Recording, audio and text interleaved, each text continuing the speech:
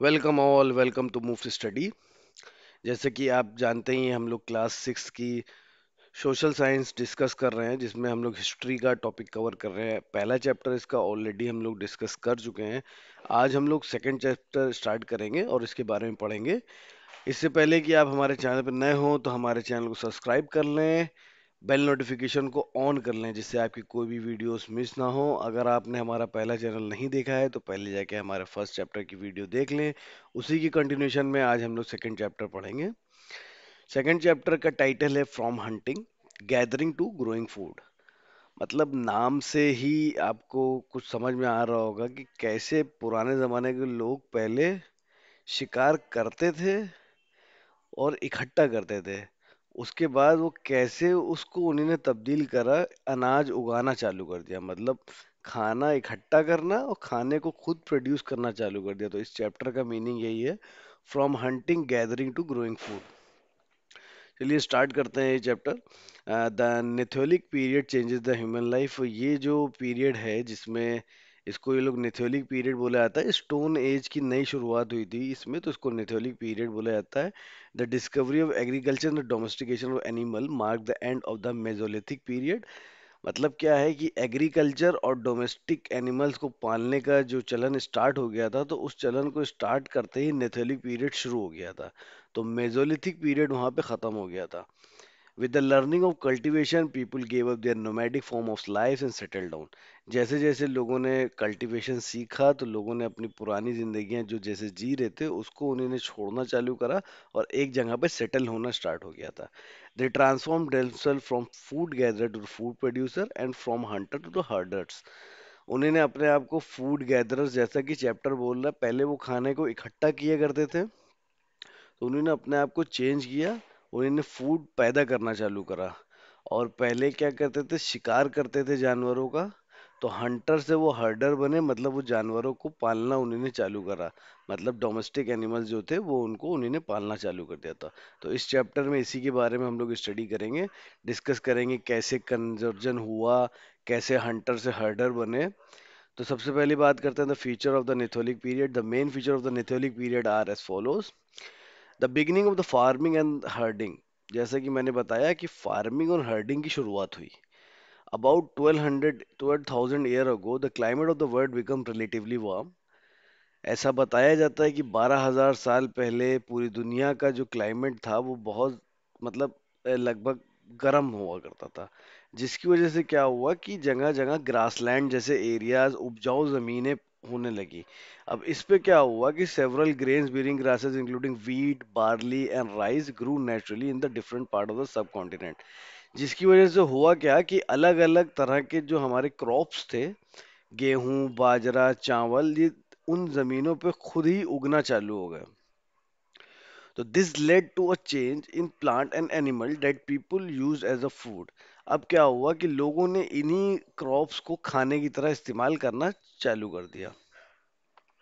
ये जो चेंजेस हुए जमीन में, इससे क्या हुआ, लोग और इसके बारे में जानने लगे, इसको ऑब्जर्व करने लगे कि ये क्यों हो रहा है। तो they might have observed the location where the edible plant grow. That is how grain buried in the soil grew and yield food crops. अब लोगों ने उस टाइम पे देखा कि कैसे ऐसी जमीनों को ढूंढा, ऐसी जमीनों को उन्होंने अपने देखा कि कैसे यहाँ पे ये उपजाऊ जमीन है, यहाँ पे चावल उग रहे हैं, यहाँ पे गेहूं उग रहा है। तो उन्होंने वहां पे धीरे धीरे कल्टीवेशन चालू करा। दिस encouraged लोगों ने plant in ways people probably become farmer. इसी तरह क्या हुआ कि जब लोगों ने देखा, जमीनें पहचानी, कौन सी जमीन उपजाऊ है, कहाँ पे क्या उगाया जा सकता है, तो धीरे धीरे लोगों ने अपने आप को किसान में तब्दील कर दिया। तो लोग फार्मर बनना चालू हो गए। Wheat and barley were the first cereal to be grown. तो सबसे पहले सीरियल जो पैदा हुए जमीन से, सबसे पहला वो क्या था, गेहूं और बार्ले। आपका ये दो सीरियल ऐसे थे जो सबसे पहले पैदा करे गए। उसके बाद धीरे धीरे और भी क्रॉप्स आई, जैसे चावल, दालें उगाना चालू कर दी, कॉटन, जूट, ये सब की भी फार्मिंग चालू हो गई। उस टाइम पे फार्मर बहुत ही सिंपल चीजों का इस्तेमाल करते थे। जो टूल्स होते थे उनके पास, सिकल होती थी मेड ऑफ फ्लिंट, मतलब उस जमाने में हड्डी हड्डी से या पत्थर से वो हंसिया बनाते थे और हंसिया से पेड़ों को काटते थे या खेतों की जुताई करते थे। जो भी करते थे उस जमाने में उनके पास बहुत ही सिंपल टूल्स होते थे। जैसे कि आज के जमाने में एग्रीकल्चर में बहुत अच्छे अच्छे टूल्स होते हैं, उस जमाने में इतने अच्छे टूल्स नहीं होते थे। The discovery of the agriculture has great importance in history. अब एग्रीकल्चर की, यहाँ से बेसिक एग्रीकल्चर की शुरुआत हुई है। ये वो जमाने की बात हो रही है जहाँ पे सबसे पहले एग्रीकल्चर की शुरुआत हुई है। इससे पहले एग्रीकल्चर, तो यहाँ पे इस जमाने में एग्रीकल्चर की शुरुआत हुई है। ये हम लोग उस पीरियड की बात कर रहे हैं, कैसे एग्रीकल्चर की शुरुआत हुई। तो जब एग्रीकल्चर आया तो वो लोग ने क्या, धीरे धीरे लोग क्या बनने लगे, फूड प्रोड्यूसर बनने लगे, खाने को उगाने लगे। तो जमीनें, उपजाऊ जमीनों का पता लगाया उन्होंने, ढूंढी उपजाऊ जमीनें, उनको मिली, वहां पे उन्होंने खेती करना चालू करी। अब जब खेती लोगों ने चालू करी तो लोग वहां पे सेटल होने लगे, एक ही जगह पे रुकने लगे। क्यों एक जगह पर रुकने की वजह क्या है कि beginning of a settle life and early villages. जब आप कोई कोई भी फसल उगाएंगे तो उस फसल को उगने में टाइम लगता है, तो उस टाइम की वजह से लोगों को एक जगह पे लंबे समय की वजह रुकना पड़ा। पहले जमाने में लोग एक जगह से दूसरी जगह पे एक ज्यादा टाइम के लिए एक जगह पे नहीं रुकते थे। लेकिन ये जो आपका पीरियड स्टार्ट हुआ जहाँ पे एग्रीकल्चर की शुरुआत हो गई, तो लोगों ने अपने आप को सेटल करना चालू कर दिया। इसका मेन रीजन यही था कि आपने जमीन में कोई भी फसल उगाई है तो वो बड़े होने में टाइम लेती थी। सेवरल दिन भी लग सकते थे, महीने भी लग सकते थे, हफ्ते भी लग सकते थे, तो लोग वहां पर रुकते थे। उसके लिए लोगों को वहां पर रुकना पड़ता था, खेतों में पानी डालना पड़ता था, पेड़ों में पानी डालना पड़ता था, और उसके लिए उन्होंने जानवर भी फिर पाले। तो धीरे धीरे लोग वहां पे सेटल्ड होना चालू हो गए। They have to be store to be use as a boo. अब जब आपकी फसल उपजाऊ हो गई, फसल बन गई, अब उस फसल को वो खाने के लिए भी इस्तेमाल करने लगे और उस फसल को वो स्टोर भी करने लगे। All these procedure bound Neolithic people to give up their nomadic life and start a settled life। ये सब जो चीजें बदलाव हुई, तो जो पुराने जमाने के लोग थे उन्होंने अपनी पुरानी लाइफ को त्याग दिया और नई लाइफ की शुरुआत हो गई, एक जगह पे वो लोग सेटल्ड होने लगे। They now build a mud house with thatch roof and begin to live in a group in small villages। अब लोग एक एक जगह पर रुकने लगे, छोटे छोटे विलेजेस बना के रहने लगे, मट्टी के घर बनाने लगे। तो लोगों ने सेटलमेंट यहाँ से चालू हुआ। यहाँ पे एक आपको दिया है, do you know which form of settlement is called a village. The basic feature of the village is that the most people who live there are engage in the food production. तो village जो form है आपके settlement की, उसमें क्या है, basic need ये है कि उसमें जितने भी लोग रहते हैं वो फूड प्रोडक्शन मतलब खेती करते हैं, खेती किसानी करते हैं। The environmental changes that took place around 12,000 years ago also led to increase in the number of animals that survive on grass।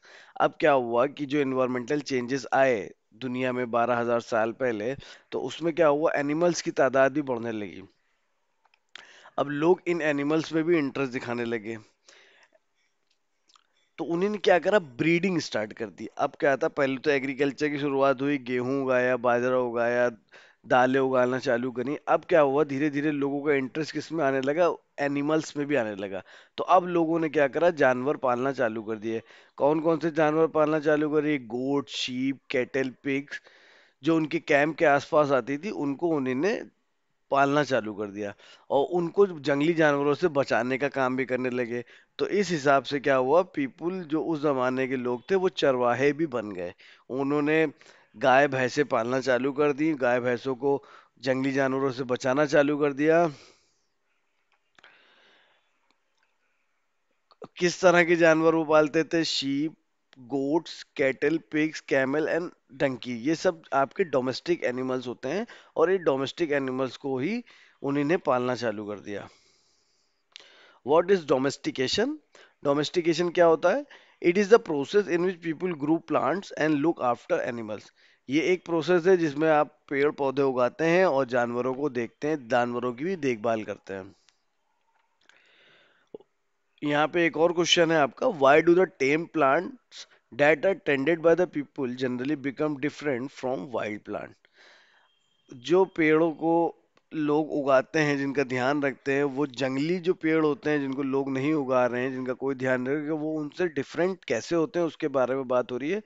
This is because people select only those plants and animal that are not prone to diseases.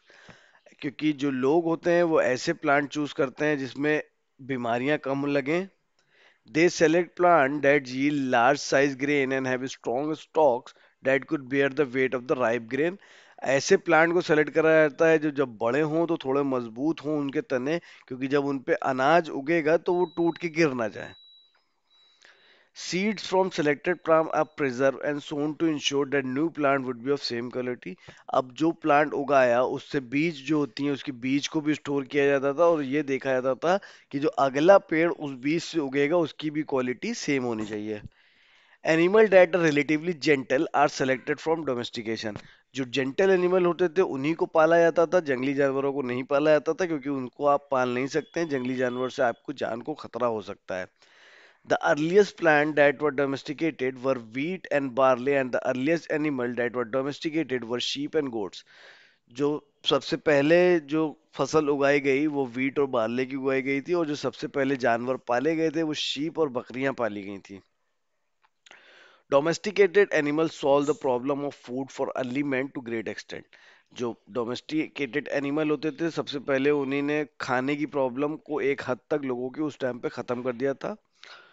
Dog help people in saving their life from dangerous wild animal. जो कुत्ते होते थे वो लोगों की जान जंगली जानवरों से बचाने में कुत्ते मदद करते थे।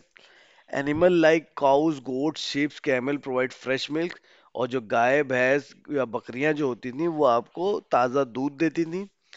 दे also got meat from goat and sheep। और जो जो आपके नॉन वेजिटेरियन होते थे उस जमाने में उसको उनको भी क्या ये शीप और गाय, गाय नहीं कह सकते, शीप और बकरियां जो आपकी होती हैं उस जमाने में, ये उससे उनको मीट भी मिलता था, मतलब दूध मिलता था और उनको मीट मिलता था।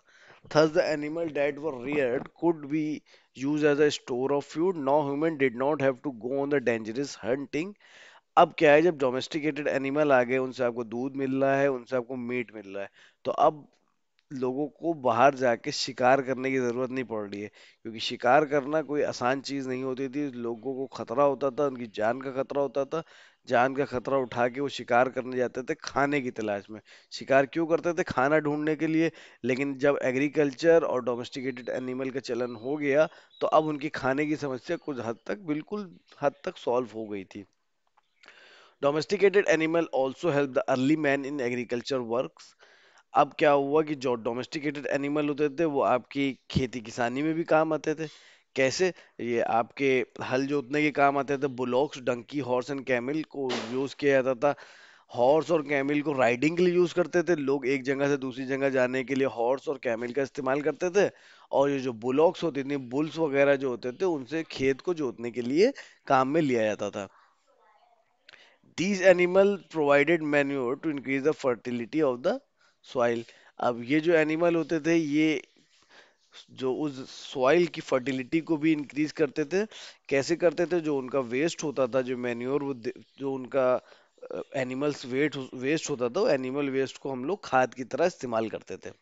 The animal also help in solving the problem of the cloth. They provide wool and skin which people use as a cloth. अब डोमेस्टिकेटेड एनिमल पाल लिए लोगों ने, खाने की समस्या सॉल्व हो गई। ये इन्हीं डोमेस्टिकेटेड एनिमल्स ने कपड़े की समस्या का भी समाधान कर दिया। ये आपको ऊन देते थे तो इससे क्या होता था, कपड़े बना लिए जाते थे। Thus, the domestication now made human life much easier, safer than the lives of the early hunter gatherers.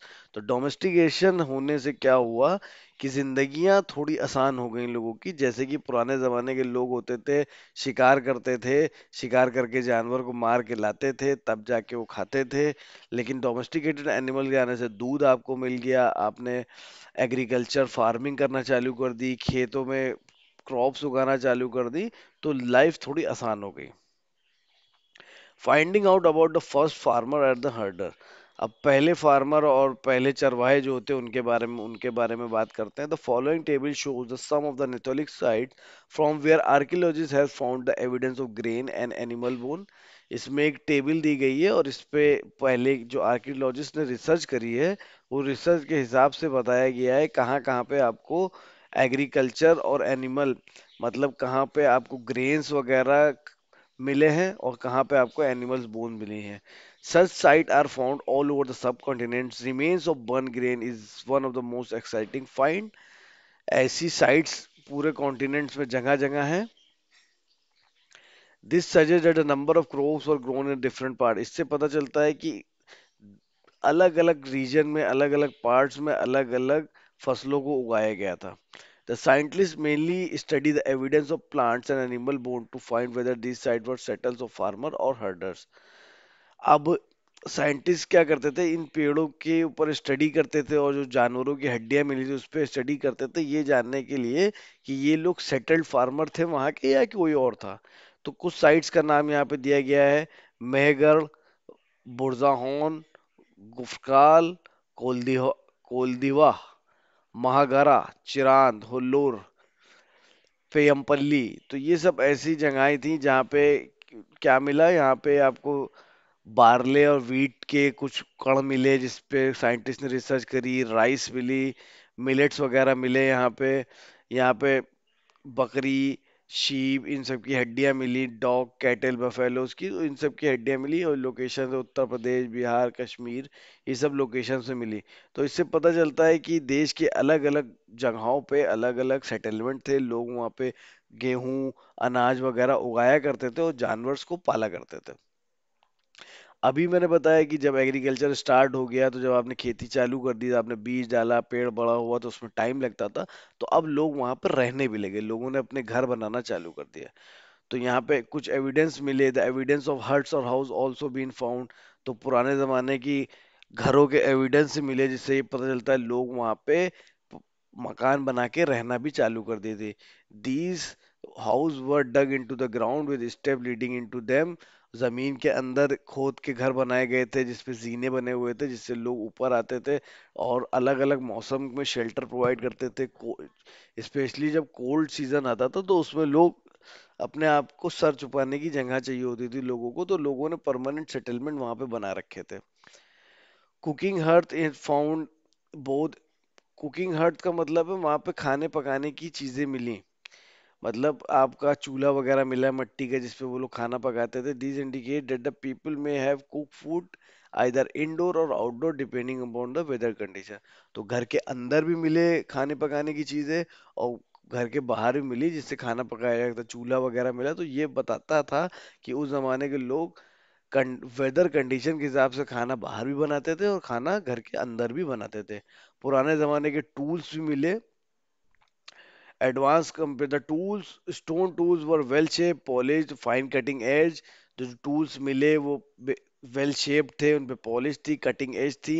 Beside hunting tools were made for many other purpose. Axes, forest, sickle, harvesting, mortar, grinding, grain, मतलब ऐसे ऐसे औजार वहां पे मिले जो कि आपको किसानी के लिए यूज होते हैं. आपकी हंसिया वगैरह मिली वहां पे. आपका हार्वेस्टिंग के लिए हंसिया यूज होती है. आपकी ग्रेन्स को पीसने के लिए आपके जो टूल्स यूज होते हैं वो मिले. Stone axe with wooden handles were a remarkable example of the workmanship. Axe मिली जिसमें स्टोन की एक्स थी, कुल्हाड़ी जिसमें लकड़ी के डंडे लगे रहते थे. तो पत्थर की कुल्हाड़ी थी, आगे से नुकीली, और उस पे लकड़ी का डंडा लगा रहता था. तो उस जमाने के अलग अलग टूल्स मिले जिसको लोग यूज करते थे एग्रीकल्चर के लिए, पेड़ काटने के लिए. तो ये सब चीजें वहां पे मिली, तो इससे पता चला कि लोग इन टूल्स का इस्तेमाल करते थे. Bones tools were also widely use during the period. हड्डियों से, जानवरों की हड्डियों से भी टूल्स बनाए जाते थे उस जमाने में. तो वो टूल्स भी बहुत मिले यहाँ पे, जिसमें क्या क्या होता था. These include fishing needles for sewing, arrow, arrow head. अब एरो बनाने के लिए, उसका हेड बनाने के लिए उसके लिए हड्डी का इस्तेमाल करा जाता था. स्पेयर बनाया गया, कुल्हाड़ा बनाया गया, कुल्हाड़े पे भी हड्डी का इस्तेमाल होता था. डैगर बनाया जाता था, डैगर आपका बनाया गया. तो ये सब चीजें बनाई जाती थी उस जमाने, तो हड्डी जानवरों की हड्डियों से बनाई जाती थी. पॉटरी मतलब क्या है कि अब मिट्टी के बर्तन वहां पे मिले जो बनाते थे लोग, पुराने जमाने की मिट्टी से बर्तन बनाते थे, तो वो बर्तन भी उस जमाने के मिले. दे वर समटाइम डेकोरेटेड, उसको पीपुल जो उस जमाने के लोग होते थे उसको अच्छी तरह से डेकोरेट करते थे। वो लोग इन बर्तनों में क्या करते थे, गेहूं अनाज सीज वगैरह जो होती थी उनके पास खाने पीने का सामान, तो वो उसमें रखते थे। In many areas, they also wove basket and dug pits into the ground to store the grain. तो बहुत सी जगहों पे उन्होंने बास्केट्स और मतलब गड्ढे खोद रखे थे जिसके अंदर वो लोग अनाज को स्टोर करके रखते थे। जो अनाज वो उगाते थे उस अनाज को वो स्टोर करके रखते थे। Later, people began to use pots for cooking food items like rice, meals, wheat and lentil. उसके बाद धीरे धीरे लोग पॉट्स, अलग अलग पॉट्स का इस्तेमाल करने लगे खाना पकाने के लिए। चावल गेहूं वगैरह को पकाने के लिए वो पॉट्स का इस्तेमाल करने लगे। इसी पीरियड में क्या हुआ कि कपड़ों को भी बुनना चालू हुआ, क्योंकि जब आपके पास जानवर हो गए, डोमेस्टिक जानवर हो गए, तो उनके उनसे आप उनकी खालों से कपड़े बनना चालू हो गए। और ऊन देते थे शीप्स आपको, तो उससे भी जो है आपके कपड़े बनना चालू हो गए। तो कॉटन और जूट की खेती चालू हो गई, तो उससे जूट के कपड़े बनना चालू हो गए, कॉटन के कपड़े बनना चालू कर दिए गए थे। तो now cotton and wool grow replace the cloth made of the skin of the animal and the bark. तो जो पहले जमाने में जानवरों की खाल पहन लेते थे, अब क्या हुआ जब खेती किसानी चालू हुई, कॉटन और जूट आपने उगाना चालू कर दी, तो कॉटन और जूट और जो जानवरों के जो शीप के फर से आपका वूल मिलता था अपने को, तो वूलन क्लोथ बनाना चालू कर दिए, कॉटन के क्लोथ चालू कर दिए।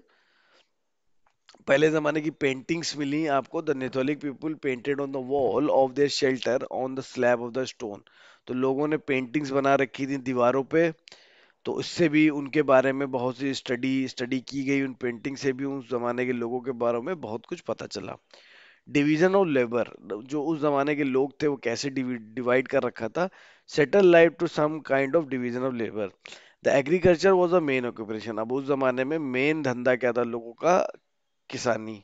एग्रीकल्चर उस जमाने में मेन हो गया।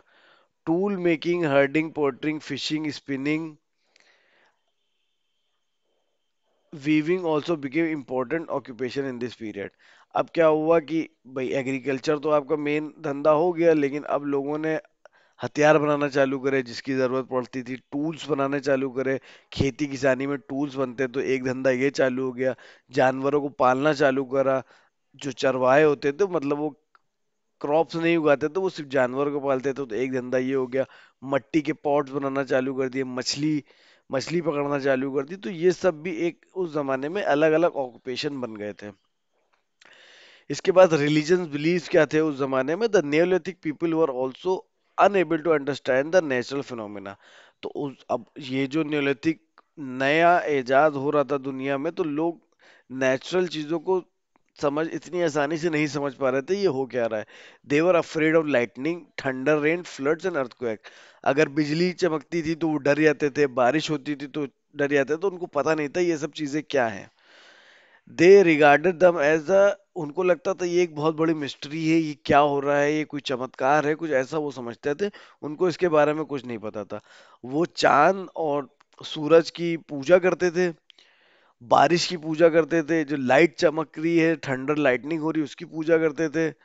तो उनको लगता था कि ये जो लाइटनिंग हो रही है इनको शांत कराना पड़ेगा, तो उसके लिए वो अलग अलग रिचुअल्स अदा करते थे। उनका उस जमाने में ये रिलीजियस बिलीफ था, क्योंकि उनको इसके बारे में कुछ भी नहीं पता था ये क्या हो रहा है। बरियल, अब नेथलिथिक पीपल, लोग मरते थे तो क्या करते थे वो, they kept item of daily use such as food items, tool etcetera in the burial for the. अब वो क्या करते थे, जो आदमी मरता था उस जमाने में, तो उसको वो दफनाते थे, तो पत्थर के नीचे दफना देते थे, या तो उसका जो भी सामान होते थे, जो उसका जो खाना हो गया जो वो खाता था, जो उसका टूल्स वगैरह होते थे, जो उसके वेपन होते थे, वो साथ में ही दफन कर दिए जाते थे। For example, at Megat, in one instance, the dead person was buried with goat that were probably meant to serve as food in the next world. Also, the friend and relative paid respect to the dead person. तो एक ऐसे ही एक example यहाँ पे दिया है मेहरगढ़ में। Scientist वगैरह आर्कियोलॉजिस्ट को मिला कि आदमी को बकरी के साथ दफन कर दिया गया था, क्योंकि वो उनका खाना थी। तो लोग ऐसे ही लोगों को दफन कर दिया देते थे उस जमाने में। जो नेथोलिक एज बस स्टार्ट ही हुई है, कुछ लोग ज्यादा जानते नहीं है इसके बारे में, बस एग्रीकल्चर स्टार्ट हुआ है। अब खाना और रहना आसान हो गया है थोड़ा, बस लोगों ने जीना चालू कर दिया है। Tribes, a people of family related to one another and living together in a small village or settlements from a tribe form. अब क्या हुआ, कुछ लोग मिलके जो एक साथ रहते हैं तो वो एक कबीला बना लेते हैं। तो ट्राइब्स आपका बेसिकली एक कबीले को बोला जा रहा है यहाँ पे। Generally 2 or 3 generation of family live together in a tribe. अब क्या हुआ, जो कबीले होते थे उसमें बच्चे, उनके माँ बाप जनरली एक जनरेशन या 2 जनरेशन या 3 जनरेशन के लोग एक साथ रहते थे। The main feature of the tribal lifes, अब जो ट्राइबल लोग होते थे उनकी जिंदगी के क्या क्या मेन फीचर्स हैं उसके बारे में बात कर रहे हैं। They adopt occupation such as gathering, hunting. अब उन्हीं ने क्या करा, ये सब ऑक्यूपेशन कर लिए, गैदरिंग, हंटिंग वगैरह कर दिया, एग्रीकल्चर वर्क, खाद खाद का इस्तेमाल होने लगा, पेड़ पौधे उगाना चालू कर दिए, सब्जियां, सब्जियों की बात नहीं हो रही है यहाँ पे, ग्रोइंग प्लांट्स, मतलब गेहूं वगैरह उन्हीं ने स्टार्ट कर दिया, तो यही उनका मेन प्रोफेशन बन गया था। ट्राइब्स की अपनी अलग लैंग्वेज भी होती थी, उनकी म्यूजिक भी होता था, अलग उनका कल्चर भी होता था, और उनके अलग अलग गॉड भी होते थे लोगों के।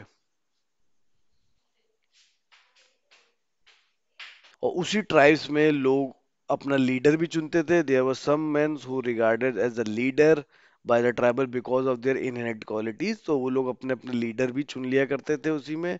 Land, forest, grassland, water, their user regarded as a wealth.